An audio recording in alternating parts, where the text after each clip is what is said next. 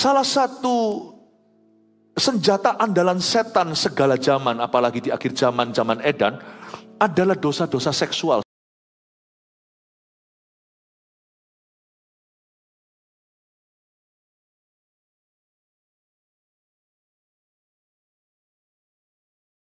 Sampaikan sabdamu Tuhan, bukakan kepada kami wawasan-wawasan yang kami belum mengerti, khususnya di dalam alam rohani, agar kami tahu bagaimana ya Tuhan kuasa-Mu bekerja. Dan kami juga tidak buta, tidak tutup sisi mata, kami harus waspada melihat bahwa musuh kami merancangkan sesuatu juga, kami tidak boleh lengah. Di dalam alam roh, dunia para malaikat di mana ada Tuhan, ada setan, ada malaikat-malaikat Tuhan, malaikat-malaikat jatuh pula. Bukakan kepada kami pewahyuan dari firman-Mu. Beri hamba-Mu kemampuan untuk bisa menjelaskan sesuatu yang sulit. Sesuatu yang bukan makanan dasar, tetapi sesuatu yang sifatnya pengetahuan yang lebih mendalam. Dalam bahasa yang mudah dicerna, supaya kami pulang membawa aplikasi. Bapa, kami mengasihi-Mu. Dalam nama Yesus, haleluya. Amin. Selamat sore. Berikan Tuhan, tepuk tangan untuk Tuhan Yesus. Shalom, silakan duduk. Hari ini kita akan belajar Bible Study. Dari kitab-kitab terpendek di Alkitab saya ambil dari Perjanjian Baru. Pertama ibadah 1 surat 2 Yohanes, 1 pasal saja. Lalu kebaktian berikutnya 3 Yohanes, 1 pasal juga. Lalu 1 pasal juga di kitab Yudas, tapi saya bagi jadi part 1, part 2, part 3. Kita akan belajar ambil catatan, ada banyak info-info yang Anda harus ingat. Dan ini ada banyak juga nanti pewahyuan dan hikmat firman yang sangat menarik untuk kita ketahui. Tidak semuanya serba aplikasi. Tidak semuanya hanya penerapan. Pengetahuan juga penting. Anda mesti tahu dunia malaikat seperti apa. Alam roh seperti apa. Firman tidak bisu soal itu. Meskipun kita nggak maha tahu. Yang diwahyukan sebagian. Tapi kita harus memahami bagaimana Allah bekerja. Dan bagaimana setan bekerja pula. Dan bagaimana Allah kita itu mulia. Setan bisa rancangkan celaka. Tuhan rancangkan damai sejahtera. Tuhanmu itu baik dan dia tidak pernah gagal. Yang percaya Tuhan seperti itu dan bangga, beri tepuk tangan untuk Yesus. Kitab Yudas pasal yang pertama. Saya akan habiskan kitab Yudas di sepanjang hari Minggu ini. Dan yang saya tidak bisa selesaikan nanti akan saya jabarkan di saat teduh bersama sisanya. Tapi kita mulai dengan ayat 5. Surat Yudas, ini bukan Yudas Iskariot, penulis kitab Yudas adalah saudara Yesus Kristus dari pernikahan Yusuf dan Maria. Ada 2 yang menulis Alkitab, satu namanya Yudas, yang satu lagi kokonya, abangnya namanya Yakobus yang menulis surat Yakobus di samping Ibrani, kitab Ibrani itu ya. Setelah kitab Ibrani, maka ada kitab Yakobus. Nah, sekarang kita akan baca ayat 5 surat Yudas. Tetapi sekalipun kamu telah mengetahui semuanya itu dan tidak meragukannya lagi, aku ingin mengingatkan kamu bahwa memang Tuhan menyelamatkan umatnya dari tanah Mesir, namun sekali lagi membinasakan mereka yang tidak percaya.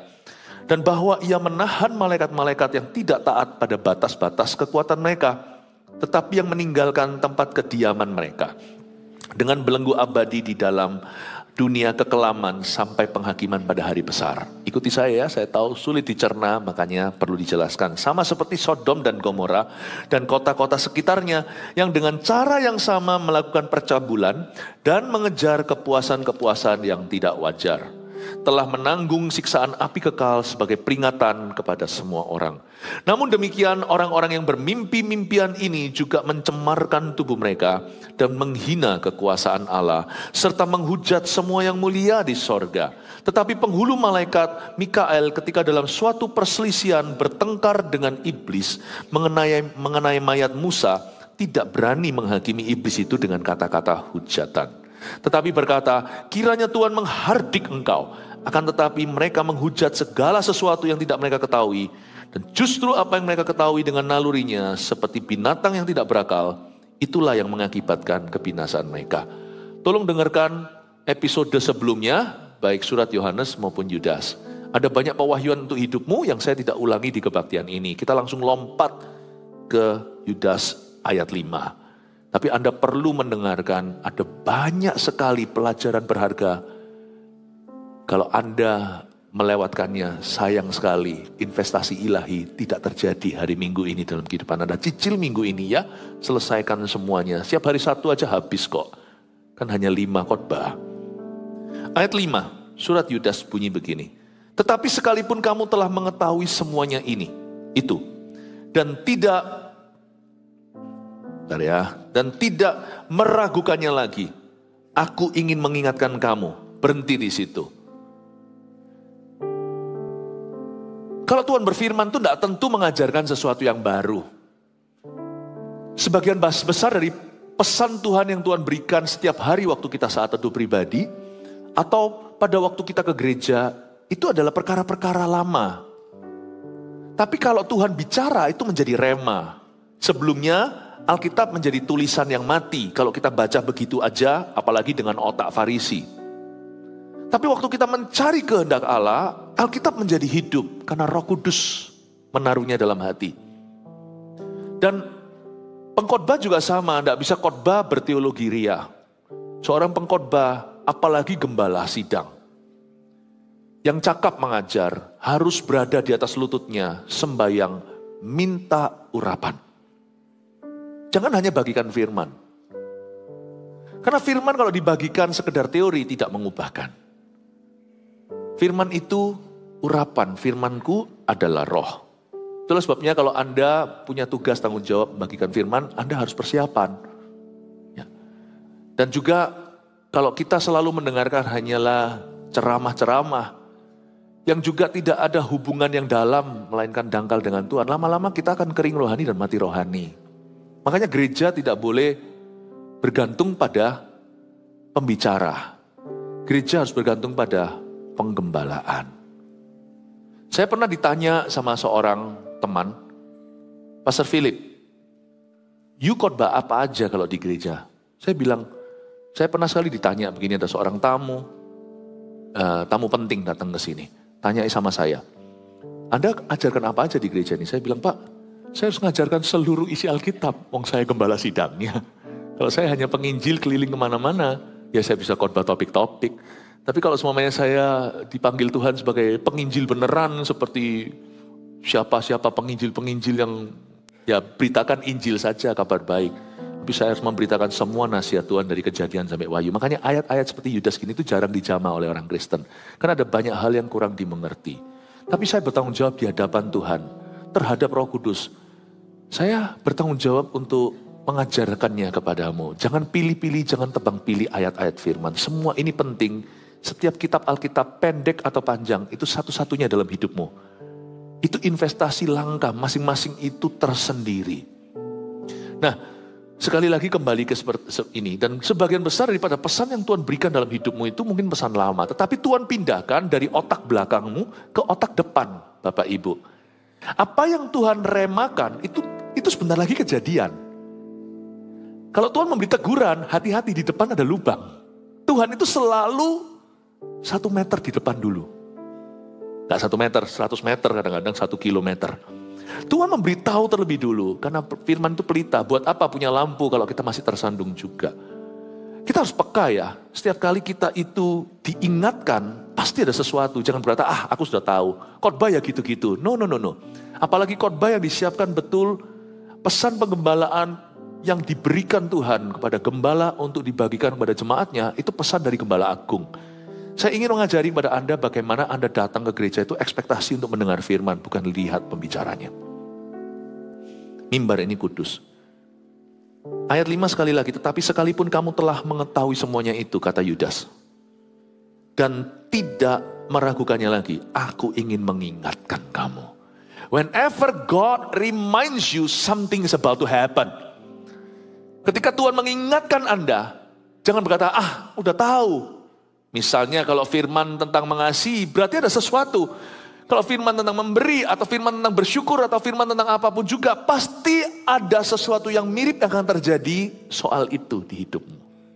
Makanya minggu tidak bisa kau lewatkan. Begitu aja pokoknya, datang ke gereja itu harus dengar suara Tuhan. Di balik suara pengkhotbah, pengkhotbah itu akan bertanggung jawab kepada Tuhan. Makanya dia harus persiapan. Saya personally bertanggung jawab untuk panggung ini. Siapa yang berkhotbah di sini? Gak ngawur. Karena ini susu bagi jemaat dan madu. Dan kalau Tuhan mengingatkanmu sesuatu, itu berarti sesuatu akan terjadi. When God reminds you, Tuhan memindahkan apa yang di belakang ke depan. Berarti Tuhan mau kita perhatian. Berarti hal itu dalam kurun waktu sekarang kairos momen Tuhan atau waktu ilahi, hal itu penting untuk diperhatikan. Banyak orang tersandung karena meremehkan firman. Banyak orang itu terjegal karena dia mengabaikan peringatan Allah. Banyak orang tidak masuk Kanaan karena dia tidak merenungkan janji Tuhan. Be careful. Bukan makanannya yang menentukan, tapi bagaimana Anda memprosesnya dalam hati. Ya, salah proses, Anda tidak akan dapat apa-apa. Maksud saya tidak penting, tidak perlu orang pintar untuk bisa memahami Alkitab. Tapi perlu haus. Jangan datang ke gereja tanpa ekspektasi. Datang ke gereja itu datang dengan berharap Tuhan akan memberi aku clue untuk minggu ini. Demikianlah cara kita mendengar. Barang siapa memiliki telinga, hendaklah ia mendengarkan apa yang hendak dikatakan Roh kepada jemaat-jemaat di kitab Wahyu. Kata mendengarkan bukan mendengar. Kalau mendengar itu masuk telinga kiri, keluar telinga kanan. Mendengarkan itu merenungkan, mencatatnya, dan referensi kembali ke situ. Mendengarkan itu dengan konotasi ingin berubah. Kalau mendengar itu hanya informasi. Kalau orang yang mendengarkan itu rindu transformasi. Makanya itu ada banyak orang Kristen 40 tahun di gereja tidak berubah sifatnya. Karena dia berhenti sampai dengar, tidak mendengarkan. Saya mau ajarkan Anda bagaimana memproses makanan rohani. Itu penting sekali. Yudas berkata, tetapi sekalipun kamu telah mengetahui semuanya itu. Aku tahu kamu tahu, tetapi aku gak ragu, aku tahu kamu tahu. Tapi aku ingin mengingatkan kamu. I want to remind you. Luar biasa loh. Nah, buah dikunyah sama di jus kata orang beda. Ya tanya dokter aja. Yang satu jadi gizi, yang satu jadi gula. Bukan buahnya yang salah. Prosesnya. Firman itu berguna bagi orang di sebelah kirimu. Percuma bagi orang di sebelah kananmu. Kok aneh ya? Khotbahnya keluar dari mulut yang sama. Bapak, Ibu, Saudara, saya ingin Anda melihat bahwa gereja adalah tempat kita mendengar suara Tuhan secara korporat. Tetapi kita membawa iman pribadi waktu ke sini. Saya harap kita akan fix cara kita beribadah, because I want you to benefit the most. Saya ingin Anda untuk mendapatkan faedah manfaat dari ibadah. Tidak memungkiri kekuatannya. Setiap kali Anda datang itu maksimal, berlipat kali ganda. Bertumbuh 36, 60, 100 kali ganda. Itu bukan bicara tentang materi. Bukan bicara tentang materi dulu. Itu bisa, iya bisa enggak.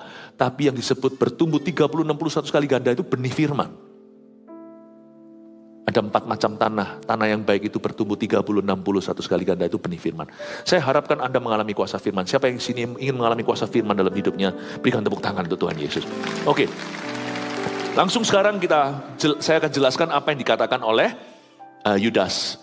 Tetapi sekalipun kamu telah mengetahui semuanya itu dan tidak meragukannya lagi, aku ingin mengingatkan kamu bahwa, nah ini yang dia ingatkan, bahwa memang Tuhan menyelamatkan umatnya dari tanah Mesir, namun sekali lagi membinasakan mereka yang tidak percaya. Tunggu dulu, kok Tuhan selamatkan lalu Tuhan binasakan, itu gimana? Aku ingin mengingatkan loh ya, peringatan, ini bukan mengingatkan, ini jadi peringatan, ini bukan hanya reminder, jadi warning.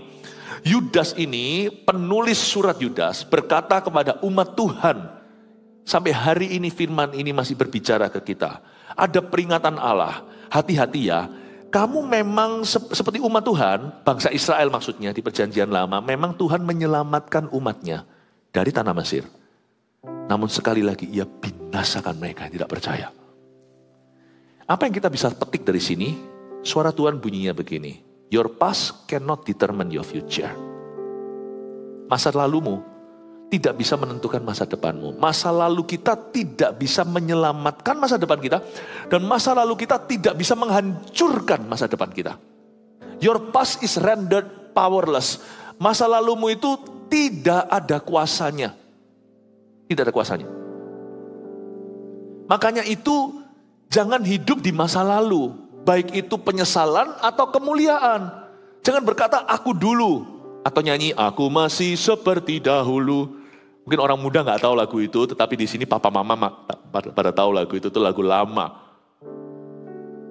Masa lalumu, kemuliaannya jangan diingat lagi. Tuhan hendak membuat sesuatu yang baru. Masa lalu traumanya dan penyesalannya juga jangan diingat. Masa lalu kita tidak bisa menyelamatkan kita, masa depan kita. Masa lalu kita juga tidak bisa menghancurkan masa depan kita. Masa lalu bisa menjadi bayang-bayang yang mengganggu. Tapi saya selalu ajari anak-anak saya dulu waktu mereka kecil, mereka takut tidur sendiri. Mereka takut bayang-bayang sendiri malah lucu itu anak-anak. Saya bilang bayang-bayangmu tidak bisa membunuhmu. It cannot even touch you. Bayang-bayangmu tidak bisa menjamahmu. Jangan takut masa lalu ya. Anda bisa mulai masa lalunya berantakan. Tapi kalau masa kini sekarang Anda membuat keputusan yang benar, Allah akan mengindahkan keputusanmu itu dan membawamu maju. Tapi kalau masa lalu Anda orang baik, tapi masa kini Anda jebol di sini, Anda membuat keputusan yang bodoh, merugikan orang lain dan mendukakan Roh Kudus, siap-siap masa depan Tuhan tidak ada di hadapanmu. Makanya kita tidak boleh terlalu pede. Karena masa lalu kita nggak bisa menentukan masa depan. Dan ingat satu hal, masa kini kita dalam waktu detik ke depan akan menjadi masa lalu kita. So make sure, pastikan Anda membuat keputusan yang berkenan kepada Tuhan. Amin Bapak Ibu Saudara. Saya nggak bisa, saya coba nggak usah dibuka. Di kitab Pengkhotbah dikatakan, dan Tuhan mencari apa yang telah lalu. Jangan lupa loh, saya selalu ingatkan diri saya sendiri setiap hari saya bangun tidur selalu begini. Hari ini akan menjadi kemarin. Hari ini sebelum saya jalani pagi-pagi saya saat teduh pribadi, today, hari ini, waktu besok saya bangun lagi, hari ini akan menjadi kemarinku. Saya harus hati-hati setiap keputusan, tidak perlu hidup dalam ketakutan, tapi kita harus mempunyai hati yang bijaksana.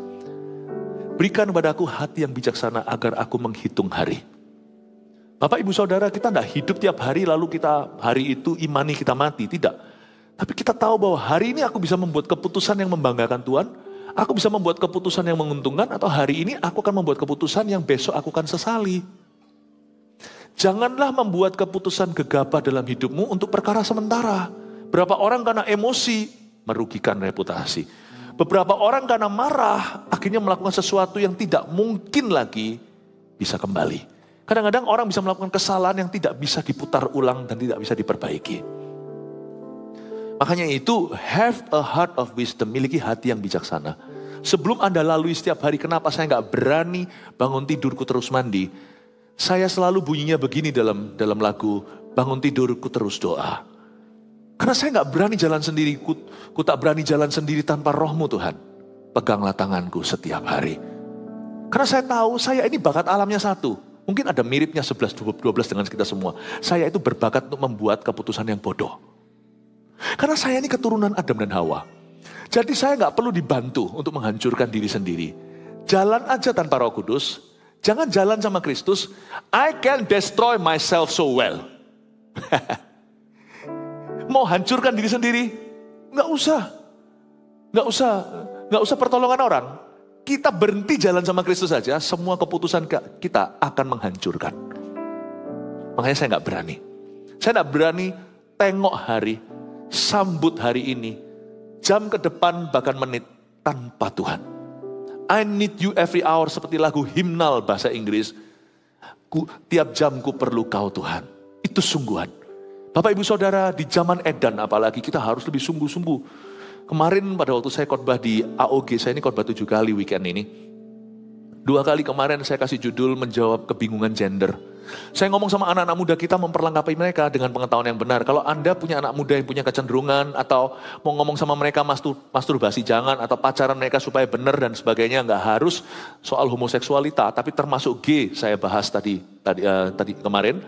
malam, kemarin sore. Anda bisa dengarkan sendiri ya, di YouTube kita ada. Saya ngomong sama anak-anak muda, zaman kalian itu nggak seperti zaman papa mama. Zaman papa mama itu jauh lebih mudah. Ayo, kita sebenarnya jangan terlalu sering marahi anak kita. Sebab mereka itu lebih susah jadi anak muda sekarang daripada kita dulu. Zaman dulu itu orang kalau ada AIDS, HIV, wah sekarang udah biasa gitu rasanya. Zaman sekarang itu zaman edan. Karena itu saya ngomong sama mereka, kalian semua itu harus dipersiapkan. Kalian semua anak-anak muda jangan jalan tanpa Tuhan. Di zaman papa mamamu mungkin jalan tanpa Tuhan masih jadi fine-fine, bisa jadi orang baik.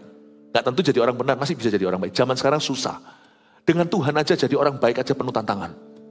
Apalagi jadi orang benar. Susah jadi orang. Saya hari ini ajari papa mamanya. Kita juga sama loh, kita ini hidup dalam zaman edan. Dan kalau Anda tidak sungguh-sungguh hidup bagi Tuhan, nanti anak Anda akan niru. Guru kencing berdiri, murid kencing berlari. Anda sungguh-sungguh dengan Tuhan aja tidak ada garansi anak Anda akan mengikuti tapak kaki. Anda sungguh-sungguh dengan Tuhan aja nggak tentu anak Anda sudah dididik baik-baik, benar-benar tiba-tiba dapat mantu atau menantu Anda yang tidak sungguh-sungguh sama Tuhan itu pun akan kegeser, itu pun akan tergerus. Bayangin kita sudah investasi gitu aja, saya nggak pesimis, cuman saya realistis. Kita sungguh-sungguh aja nggak garansi semua orang akan sungguh-sungguh sekeliling kita. Apalagi kalau kita nggak sungguh-sungguh, mereka kencing berlari. Makanya itu kita tuh nggak bisa hidup tanpa Tuhan di zaman edan. Peperangan rohani yang terjadi di zaman ini sekarang itu eskalasi. Zaman kita dulu, jangankan kita. Saya ngomong gitu kok rasa tua ya. Tapi ya iya, zaman kita dulu nggak sesusah mereka. Nah, saya ingin Anda untuk mengerti bahwa Tuhan mengingatkan kita bahwa zaman itu makin hari makin susah. Kita nggak boleh hidup tanpa Tuhan. Bangunlah kerohanian Anda. Bangunlah ibadahmu. Bangunlah mesbah keluargamu, bangunlah di unit terkecil sebelum ke gereja itu saat teduh pribadimu. Please jangan bolong soal itu. Jangan malas berdoa. Sama dengan jangan malas bernafas. Harusnya nafas gak malas. Cuman kalau gak nafas, lebih kerasa efek sampingnya langsung mati maksudnya. Sesak. Cuman kalau rohani gak nafas itu gak kerasa sekarang. Tapi jatuhnya tiba-tiba. Payahnya di situ loh. Kalau sakit digigit nyamuk itu langsung. Tapi kanker gak tentu terdeteksi. Tiba-tiba waktu dicek ada sesuatu keluhan simple stadium 4. Saya beritahu ya, yang lebih little, yang lebih mematikan, yang lebih krusial, yang lebih kritis dalam diri kita itu, justru harus dijaga dengan segala waspada. Hati contohnya. Sebab yang namanya mati rohani, kering itu gak bisa terasa. Tiba-tiba seperti Saul, Raja Saul. Ditinggal Tuhan. Jadi jangan tunggu sampai tanda itu. Karena kalau tanda berbunyi, sangkakala berbunyi berarti engkau sudah ditinggalkan. Saya tekankan di sini untuk mengingatkan. Sesuatu yang Anda sudah tahu Tuhan mau datang. Untuk mengingatkan setiap jemaat di tempat ini sudah tahu bahwa kita tidak boleh lengah. Saya ingatkan lagi ya. Ini sesuatu yang gak baru loh. Apa yang saya ajarkan ini tidak ada yang baru. Sesuatu yang lama. But if God reminds you, mungkin ada beberapa orang di tempat ini sudah mulai mundur. Beberapa mulai suam-suam kuku, belum mundur sungguhan, tapi sudah kehilangan appetite atau selera. Sudah mulai gak menggebu-gebu dulu, sudah gak berapi-api. Udah mulai agak undur dan bolong-bolong lagi. Hati-hati ya. Saya hanya sebagai suara Tuhan saat ini, meneruskan suara Tuhan untuk mengingatkan, gentle reminder untuk semuanya di sini yang malas berdoa, yang pelayanan sudah mulai aras-arasan, yang sudah yang sudah nggak lagi memikirkan dulu itu masih ada groginya. Untung lo grogi itu bagus, jadi jangan dilawan. Kalau Anda berkata aku grogi, itu nggak apa-apa. Itu berarti Anda sungguh-sungguh. Kalau sudah nggak grogi, nggak nervous lagi, excited juga enggak, takut juga enggak, hati-hati. Mungkin Anda sudah kehilangan kasih mula-mula. Ya, saya ingatkan, oke? Puji Tuhan. Nah sekarang apa yang diingatkan di sini oleh Roh Kudus? Aku ingin mengingatkan bahwa memang Tuhan menyelamatkan umatnya dari tanah Mesir. Namun sekali lagi membinasakan mereka yang tidak percaya. Kita diingatkan kalau ikut Yesus itu, kalau mau tekun itu harus sampai akhir. The end of a thing is better than its beginning. Akhir sesuatu itu lebih perlu daripada permulaannya. Tidak masalah Anda memulainya gimana. Asal Anda mengakhirinya dengan baik dan benar. Gak usah kita itu melihat ke belakang. Ada orang yang memulai baik-baik, tapi nantinya jadi jahat. Tapi ada orang yang memulainya meragukan, tapi akhirnya sungguh-sungguh dengan Tuhan. Udah gak usah lihat ke belakang. The end of a thing, and akhir sesuatu itu jauh lebih penting daripada permulaannya. Ya, berapa orang anak muda yang pacaran, waduh ngeroh luar biasa, Tuhan gak, suara Tuhan gak, suara Tuhan gak, luar biasa menimbang-nimbang. Tapi akhirnya waktu jalan, pacaran dia tidak kudus. Tapi ada orang muda yang lebih low profile, mencari kehendak Allah, dia tahu kriteria. Yang aku cari harus sama-sama anak Tuhan, yang sungguh-sungguh dan punya pekerjaan tetap, tidak perlu dia punya, dia itu sudah mapan, pokoknya yang penting dia bertanggung jawab. Simple ya. Jalannya itu kayaknya gak ada profetik apa, tapi jalannya dan pacarannya penuh dengan buah Roh Kudus. Saya lebih suka contoh yang kedua daripada orang yang berkata Tuhan, Tuhan, Tuhan, tapi it's not how you begin, it's how you walk the journey. Bukan bagaimana Anda memulai, tapi bagaimana Anda berjalan di dalamnya. Pekerjaan juga sama kan? Pekerjaan, waduh untuk dapat pekerjaan, wah rewel ini itu. Tapi kalau Anda memang niat kerja, apapun yang halal di depan yang tersedia, kalau Anda niat lo ya, kerja dengan sungguh-sungguh. Tapi Pastor Philip, aku tuh gak suka kerjaan itu. Ya belajar untuk mencintai pekerjaanmu, suka gak suka. Nanti lihat ya, ujungnya dengan orang yang menggebu-gebu, aku suka kerja, tapi di tengah-tengah jalan muntung dan malas. Nanti lihat ya, yang sukses adalah orang yang pertama-tama masuk kerja, gak terlalu suka kerjaannya. Tapi karena dia tekun, dia beri hati, dan Tuhan memberi dia gairah. Ujungnya lihat siapa yang berhasil. Jadi anak Tuhan itu harus low profile. Waktu mulai, high profile endingnya. High profile. Jangan takut dengan start yang lamban. Yang penting sampai ke ujungnya. Daripada start cepat-cepat, jangan takut dengan orang yang sprinter itu yang 100 meter. Wah lari gitu, kalau maraton itu orang Nigeria yang hebat-hebat, yang kurus-kurus itu. Berapa puluh kilo itu. Kadang-kadang kita mikir jalan gitu aja aku bisa, masa jalannya begini. Gitu aja, kita kan lari harus gagah. Wah cobaan begitu 40 kilo. Sampai tengah, Anda jadi bubur. Gak perlulah. Zaman sekarang orang juga suka flexing. Kecuali kalau Anda mau mati, flexinglah hari ini. Kalau besok Anda mati, flexinglah sebisanya supaya Anda dapat glory. Tapi kalau Anda masih jalan lama, Anda masih bisa bangkrut. Anda masih bisa sakit. Don't flex. Jangan flex. Flexing itu apa sih? Pamer. Jangan. Anda masih hidup soalnya. Kecuali Anda imani pendek umur. Monggo silakan. Kalau masih panjang, masih banyak korsleting di tengah di mana orang kan syukuri berkata, "Loh, bukannya kamu hebat?" Orang itu harus mawas diri, rendah hati. Sebisa mungkin simpen vouchernya di depan. Jangan membuat orang di depan itu high profile dulu, profil tinggi. Wow. Percuma. Sebab hidup masih belum tentu di depan itu. Amin Bapak Ibu. It's not how you begin. Bangsa Israel udah gembar-gembor. Woi, keluar dari Mesir. Melewati Laut Merah lagi yang membelah. Hebat sih, luar biasa. Sampai jadi legenda itu Musa. Gini loh. Ujungnya semua binasa kecuali Yosua dan Kaleb. Mati semua di padang pasir.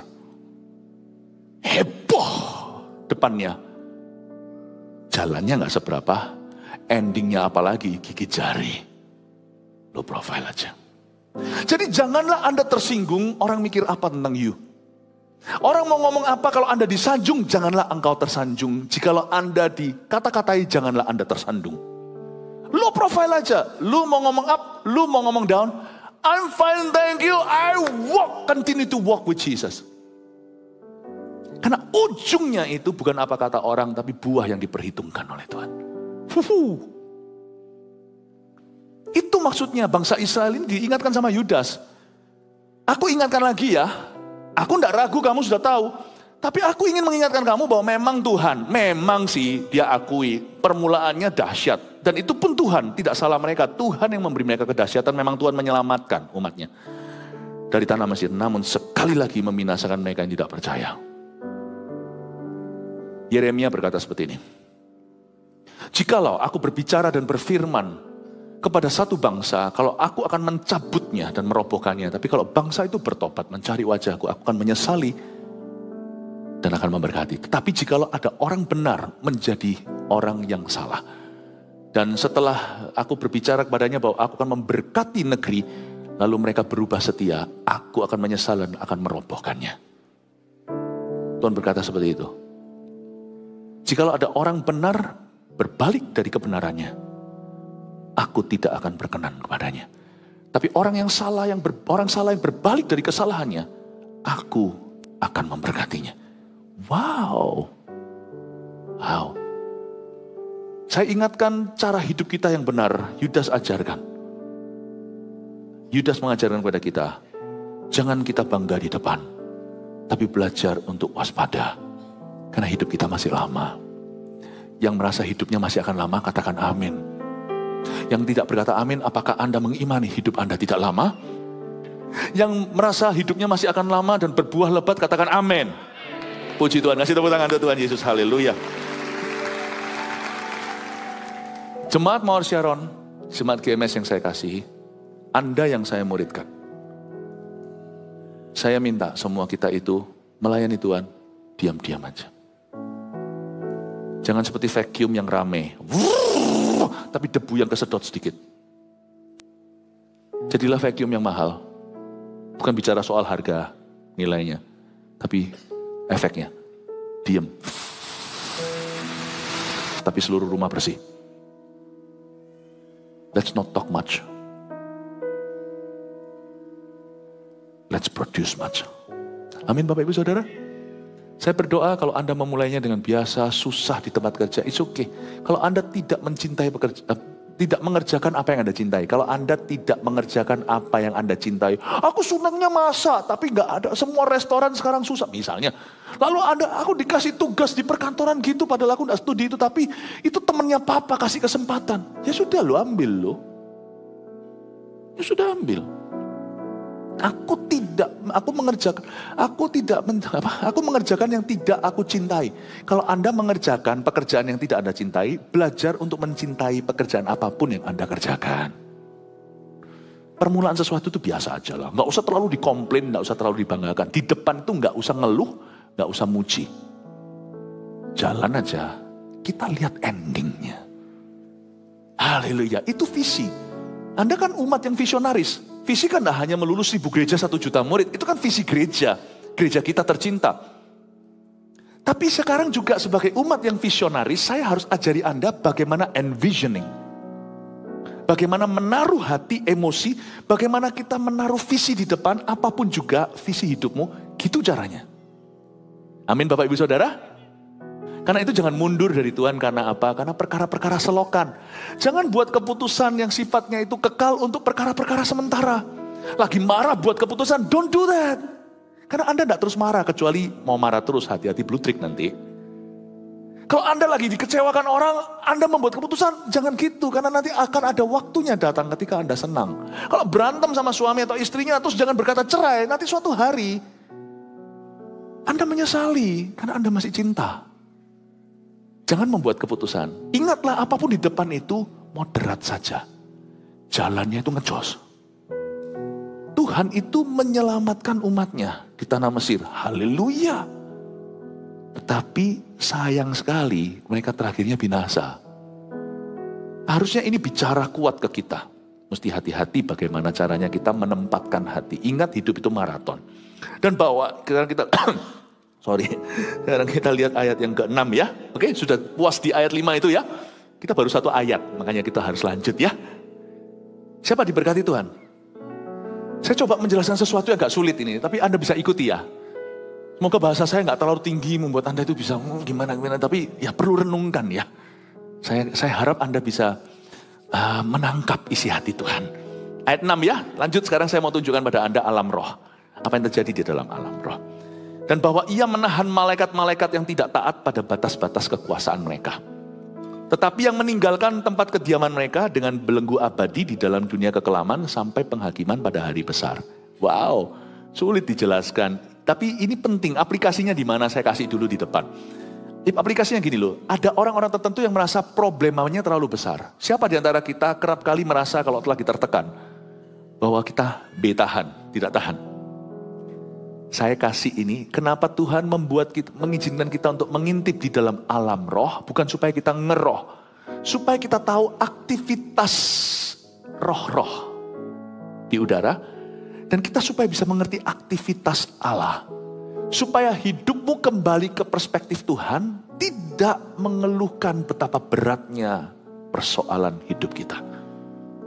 Saya ingin sekali waktu saya jelaskan alam roh ini bukan membuat kita jadi semakin penasaran mau cari tahu dan menggali lebih dalam lagi, nanti jangan-jangan masuk ke kesesatan. Kita jangan berkanjang pada penglihatan dan pada malaikat-malaikat. Malaikat itu seluk-beluknya tidak perlu dicari tahu. Yang penting adalah hidup dalam kekudusan.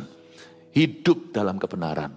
Tapi saya penting tetap untuk menjelaskan aktivitas malaikat dengan tujuan supaya Anda tahu bahwa Allahmu itu pegang kendali. Dan Dia tidak akan mengizinkan dirimu dicobai melebihi kekuatanmu hari ini. Perspektifnya aja dibuat benar supaya jangan burn out di jalan. Karena ekspektasi berlebih di depan waktu jalannya ngos-ngosan. Tapi kalau kita bisa menempatkan hati step by step, heart to heart, nanti jalannya pun tidak berat. Paham ya? Paham. Kalau kita bisa menerima kekurangan pasangan kita, partner kita, kan jadi nggak berlebihan. Kalau kita perfeksionis itu paling kasihan. Kalau orang menikah dengan seorang yang perfeksionis, maunya serba sempurna, itu nanti berantem melulu karena over ekspektasi. Mana ada orang kayak gitu. Kalau kita bisa menempatkan hati, hidup kita akan sejahtera. Saya kasih Anda ilmu hati ini. Firman itu harus bicara ke hati, bukan ke otak saja. Sekarang saya tunjukkan aktivitas malaikat. Dan bahwa Ia huruf besar di sini adalah Tuhan. Menahan malaikat yang tidak taat. Kita semua tahu bahwa ini bukan Gabriel, ini bukan Mikael, ini Lucifer. Ia menahan malaikat-malaikat yang tidak taat. Bukan hanya malaikat, tapi malaikat-malaikat jadi Lucifer dan sepertiga bintang yang dituliskan di Yeskiel. Di Yesaya. Dituliskan seperti itu bahwa Ia menahan malaikat yang tidak taat pada batas-batas kekuasaan mereka. Jadi Tuhan batasi kekuatan setan dan kuasa setan dalam hidup Anda loh. Bukan hanya di hidup Anda, di kota kita. Tapi Tuhan batasi kuasa setan yang bekerja di dunia. Dengan kata lain saya asumsi bahwa kalau Tuhan tidak batasi, dunia sudah habis hari ini. Untungnya pembunuh psikopat, pembunuh berantai itu ditangkap polisi. Sudah bunuh 28 wanita misalnya. Ada satu sniper gila di Amerika yang tembakin orang kayak berburu gitu. Itu kalau dia lose selama 10 tahun, yang mati bisa ratus atau ribu. Dunia ini dihuni roh jahat, tapi tidak sebanyak yang kita kira. Tuhan tahan mereka. Saya tunjukkan di mana masuk porsi syafaat, di mana kita harus bersyukur saja kepada Tuhan yang begitu baik dan memelihara. Mana yang otomatis Tuhan jaga, mana yang manual harus kita jaga. Meskipun kuasa mereka dibatasi, roh jahat masih ada di sekeliling kita. Kenapa Tuhan tidak habisi? Ya memang belum waktunya, jangan tanya saya. Ada waktunya nanti mereka semua dibelenggu. Tapi peran kita ada di sini. Coba saya jelaskan. Dan bahwa Ia menahan malaikat yang tidak taat pada batas-batas kekuasaan mereka. Tetapi yang meninggalkan tempat kediaman mereka. Maksudnya malaikat-malaikat jatuh yang keluar batas itu. Mereka meninggalkan tempat kediaman mereka. Itu bukan tempat kediaman. Mereka meninggalkan boundariesnya mereka. Mereka meninggalkan batas-batas yang Tuhan izinkan. Dengan mereka akhirnya dibelenggu secara abadi di dalam dunia kekelaman. Sampai penghakiman pada hari besar. Ayat 7 lanjutkan dulu, saya jelaskan. Sama seperti Sodom dan Gomora. Dan kota-kota sekitarnya.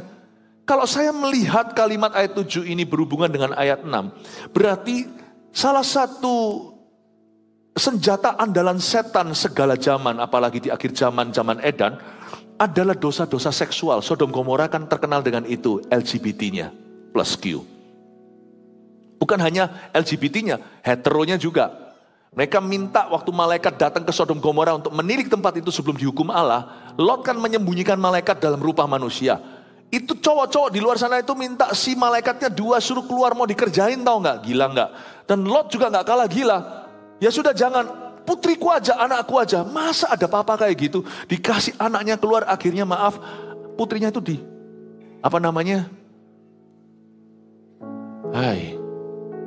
masa dia menawarkan begitu? Andai kata kalau sungguhan keluar, ya apa itu? Gimana itu? Seperti kejadian juga di zaman hakim-hakim juga ada di perjanjian lama Israel ya kan.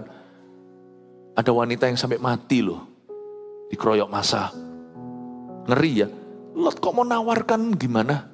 Dan akhirnya untungnya malaikat intervensi dan dibutakan.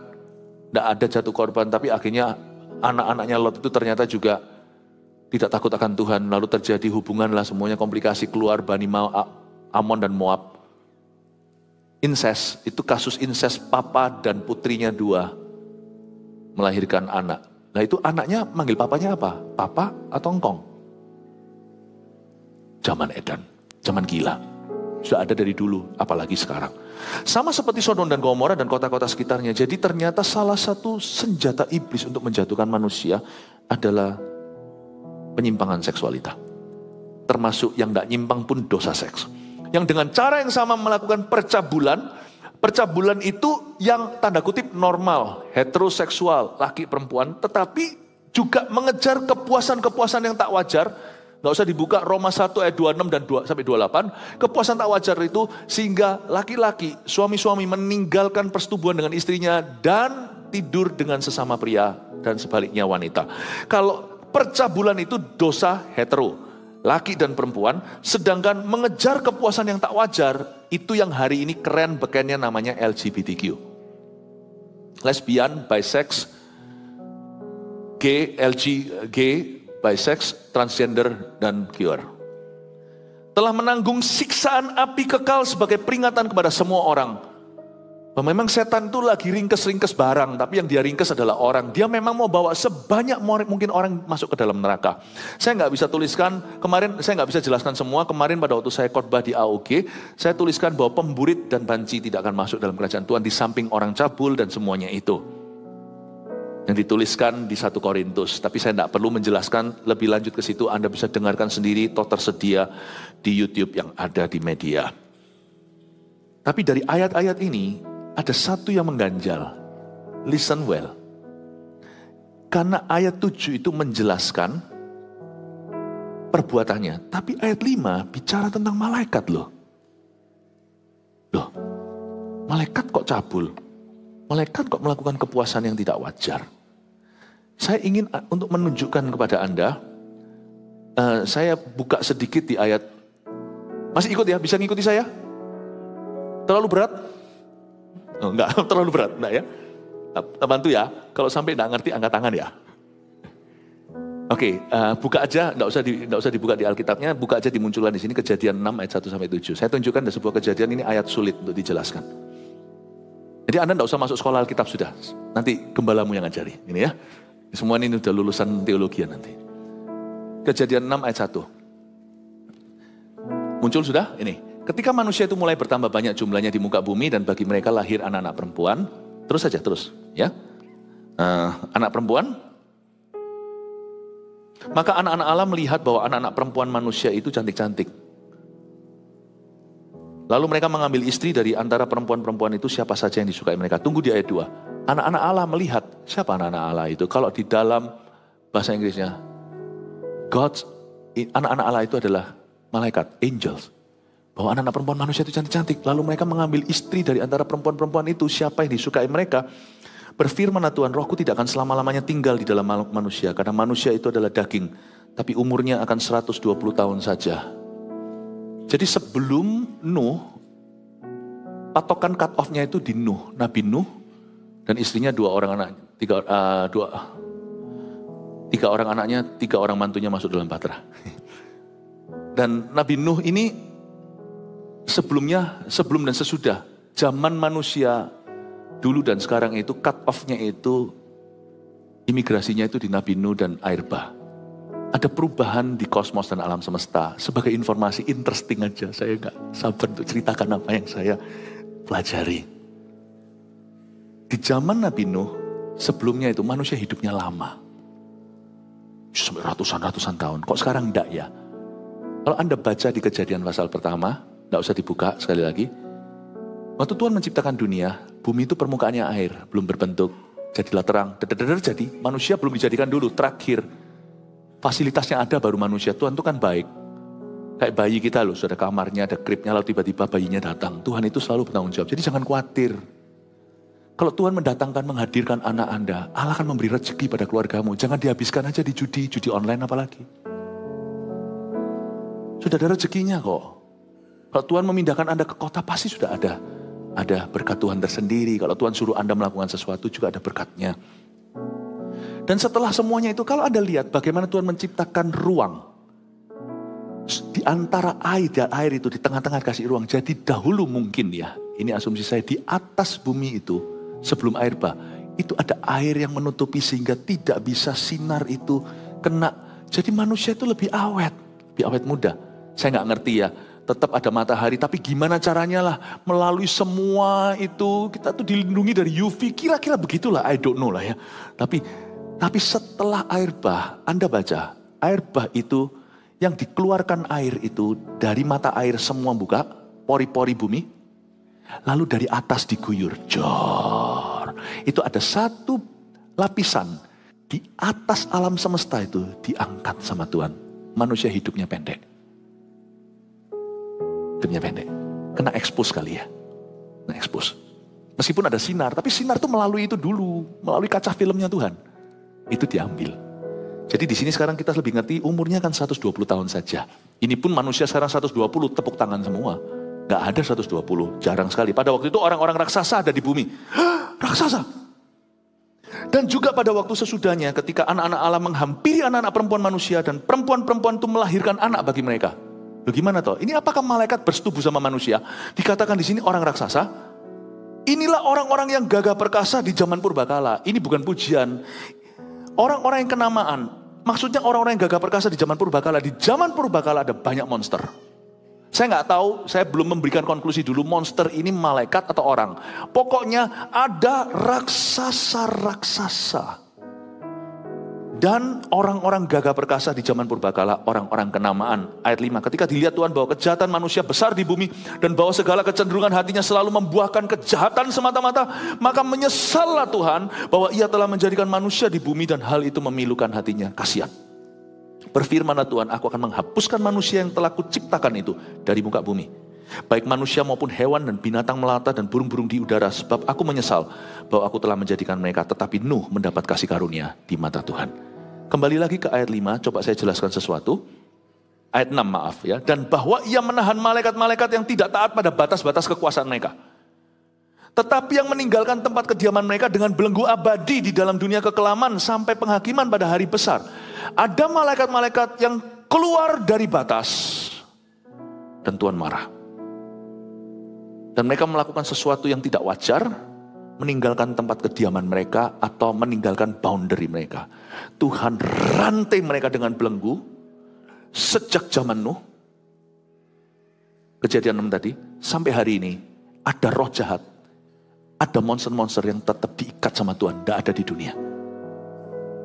Kalau Anda kira sepertiga malaikat yang diseret sama Lucifer itu semua di bumi, you salah. Kalau semua sepertiga, mati kita sudah hari ini. Dunia akan bejat luar biasa, tidak karuan. Ada malaikat, kalau Anda baca di ayat 5-6, mereka itu dibelenggu abadi. Perhatikan ayat 6b. Ia menahan malaikat yang tidak taat. Malaikat yang ngawur itu ditahan. Dan mereka dibelenggu abadi di dunia kekelaman. Sampai kapan? Sampai penghakiman pada hari besar atau Tuhan datang. Jadi ada angels that are not, fallen angels that are not active. Dibelenggu sama Tuhan. Berarti punishment hukumannya dunia ini tidak setara dengan crime dan kejahatannya. Karena manusia begitu jahat di zaman Nuh aja. Purbakala, zaman sekarang pucat dibandingkan kita. Zaman sekarang jauh lebih ngawur, jauh lebih jahat. Orang sekarang tuh jauh lebih jahat daripada zaman Nuh. Paling tidak di zaman Nuh itu dikecam, zaman sekarang dipuji. Siapa lagi anak manja di bumi ini kalau bukan LGBT? Berani bicara melawan mereka, Anda akan diskakmat sama dunia. Dibilanglah, piciklah segalanya. At least paling tidak zaman dulu jahat, zaman sekarang jahat. Tapi zaman dulu jahat, dinamakan jahat. Zaman sekarang jahat. Tangan kiri tidak bisa bedakan dengan tangan kanan, disebut pahlawan. Dan sebenarnya kita itu harusnya sudah dihukum lama. Kelakuan kita dalam konteks jangan bumi lah, konteks hidup kita. Keluarga Anda itu seharusnya sudah dihancurkan, keluarga kita. Bisnis Anda harusnya dihancurkan. Harusnya hidup Anda hari ini kandas, kerohanian Anda sudah mati. Tapi Tuhan tahan, ingat ini. Saya jadi ingat ayat lain di Perjanjian Baru. Janganlah anggap kesabaran Tuhan sia-sia. Hukuman yang kita terima itu tidak setimpal di korting mati-matian sama Tuhan. Cepatlah dan lekaslah bertobat. Kalau bukan Tuhan, hari ini Anda sudah overdosis yang narkoba. Hari ini tuh setan sudah hancurkan anakmu. Mana mungkin orang tua dari broken home gitu, anaknya hari ini di AOG bisa memuji Tuhan. Itu kalau bukan Tuhan. Itu setan dibuat Tuhan diam loh. Meskipun ada orang yang mendoakan supaya mereka datang ke gereja. Harus ada tangan-tangan doa yang menjemput mereka. Tapi bahwa anak-anak muda itu gak langsung dikanibal sama setan. Gak langsung disembelih di atas altar penyembahannya. Gara-gara dosa papa mamanya. Anak itu bahkan diberi kesempatan untuk mencari Tuhan dulu. Itu udah kemurahan Tuhan. Jadi jangan kita ngeroeng-roeng minta kemurahan, minta berkat. Jangan ngeroeng-roeng. Tuhan itu kita tuh hutang. Apa yang Tuhan sudah lakukan diam-diam tanpa kita tahu di alam roh itu. Sudah berlebihan yang kita gak worthy terima. Seharusnya semua setan itu diembrukkan semuanya ke bumi. Karena kan Hawa memang nurut ular. Adam ikut-ikutan. Tapi ada malaikat di ayat ini yang kita baca. Saya coba gabungkan dengan Kejadian pasal 6 tadi. Ada malaikat yang dari zaman Kejadian itu sampai Yudas sebelum Wahyu ini sampai hari ini diikat sama Tuhan. Jadi ada beberapa sejak air bah, ya dengar ya. Sejak air bah ada setan yang tidak ada lagi di bumi. Diikat sama Tuhan. Jadi please jangan takut kalau Anda yang takut ke WC sendirian. Anda lewat gitu sekali, gak apa-apa. Tuhan sisakan itu bukan mainan. Tapi memang Tuhan tidak bisa hapuskan semua karena manusia harus punya pilihan. Karena kita belum waktunya untuk ulangan terakhir. Kita ini masih belum diuji total sama Tuhan. Bagaimana kita tahu bahwa kita itu setia kalau kita tidak digoda. Tuhan tidak bersihkan semua dari roh jahat.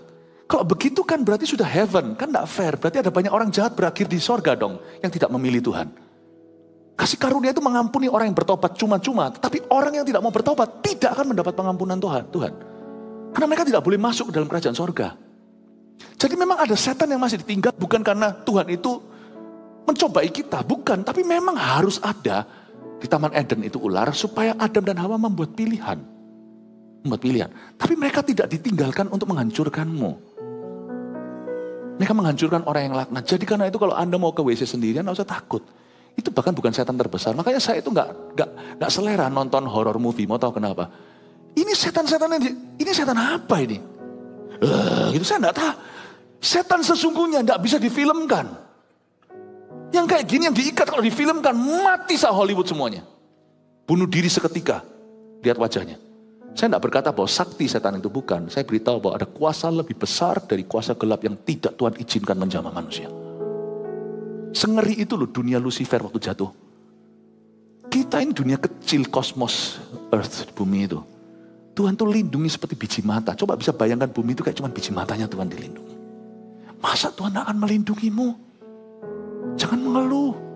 Jadi setelah air bah ada setan yang tidak eksis. Mereka tidak mati karena mereka akan dihukum kekal. Dan setelah air bah ada makhluk yang tidak eksis. Saya nggak ngerti apa yang terjadi di Kejadian 6 itu apakah setan bersetubuh dengan orang, saya nggak berani asumsi spekulasi. Kayaknya enggak ya, dunia alam roh masa bisa gabung gitu. Mungkinkah bisa jadi roh jahat merasuki beberapa orang-orang di purbakala itu, merasuki mereka, dan karena mereka itu berpesta pora, high in drugs, mungkin lagi dalam menikmati obat-obat terlarang zaman dulu sudah ada, candu segalanya. Atau mereka itu lagi dalam party yang luar biasa, wild atau liarnya. Lalu terjadi persetubuhan. Dan keluar itu anak-anak bukan yang diserahkan ke gereja. Itu anak-anak berandalan semuanya. Mungkin itu yang disebut orang-orang perkasa, gagah perkasa yang ternama. Itu bukan pujian. Monster-monster. Anda bisa lihat ya. Banyak orang hari ini yang melakukan crime atau kejahatan. Misalnya statistik di Amerika. Itu keluar dari rumah tangga yang either single parent atau nggak ada parent. Orang-orang yang keluar dari wedlock atau cuman orang-orang seperti Seperti kalau kita melihat di musim kawinnya hewan gitu, wah terserah wis. Casual sex itu, Anda lihat, bukan mereka terkutuk, bukan mereka di dalam situasi kutuk menjadi orang-orang muda yang membuat banyak kriminalitas. Monster-monster itu biasanya, tolong di-trace, tolong kalau Anda selidiki itu dari keluarga yang berantakan. Keluarga berantakan.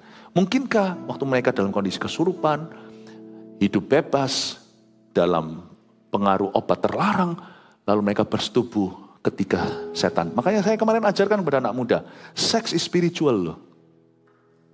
Di Korintus dikatakan 1 Korintus 6, apakah hendak kau berikan tubuhmu kepada pelacur? Jangan berkata itu cuma badan. Sebab ketika orang bersetubuh, laki dan perempuan dalam pernikahan, mereka jadi erat dengan Tuhan. Mereka menjadi erat satu dengan yang lainnya, jadi dekat. Itu suami istri itu komunikasinya lancar. Suami istri yang sudah tidak sehat hidupan seksualnya, biasanya akan renggang hubungannya, komunikasi nggak jalan. Jadi seks itu bukan hanya fisikal, bukan hanya jasmani. Seks itu spiritual, bukan hanya emosional. Akankah kau serahkan tubuhmu kepada seorang pelacur? Apakah kau serahkan anggota tubuh Kristus kepada seorang pelacur? Makanya tidak heran setelah seorang itu jatuh dengan wanita asing, wanita jalang, atau bukan seorang yang jatuh dengan seorang wanita misalnya pria dengan seorang yang bukan istrinya, dia langsung berubah. Langsung seperti ada sinar wajahnya itu hilang. Saya bukan kerasa-kerasaan. Langsung seperti orang linglung. Dulunya pinter kerja, dulunya itu baik pelayanannya itu sungguh-sungguh diberkati, tiba-tiba berubah semua. Kok bisa ya? Kayak Anda tidak kenal orang itu. Itu bukan dia, itu rohnya ceweknya.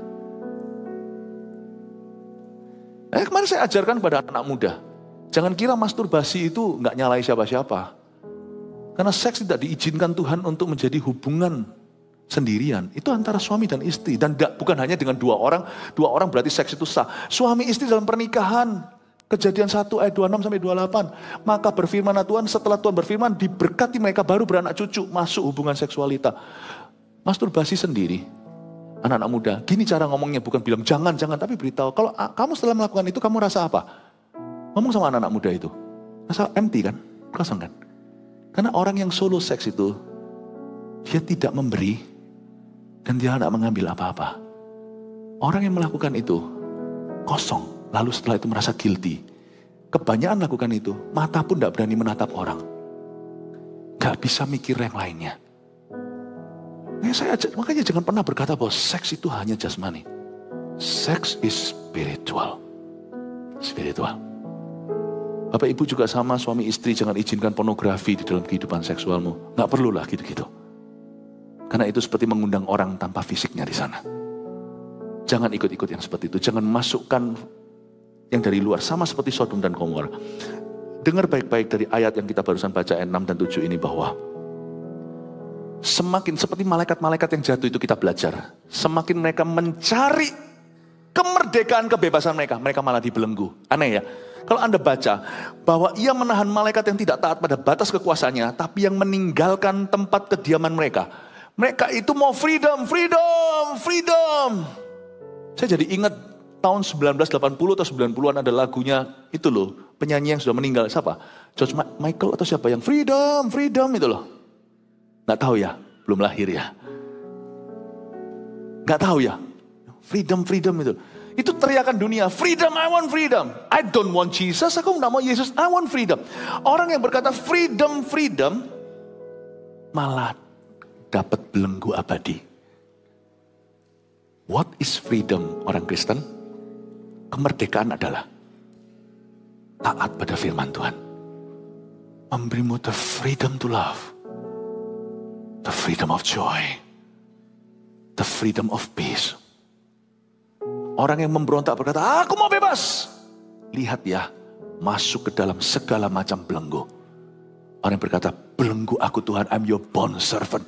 Aku adalah hambamu. Justru hidupnya bebas. Suatu hari saya ditantang sama orang. Pastor Philip, anak muda ini. Benar-benar ada anak muda yang berani juga. Nggak enak ya jadi Anda ya. Loh, kenapa? Nggak boleh ini, nggak boleh itu. Loh, saya bilang, kok bisa? Apa yang kamu bisa saya nggak boleh? Merokok contohnya?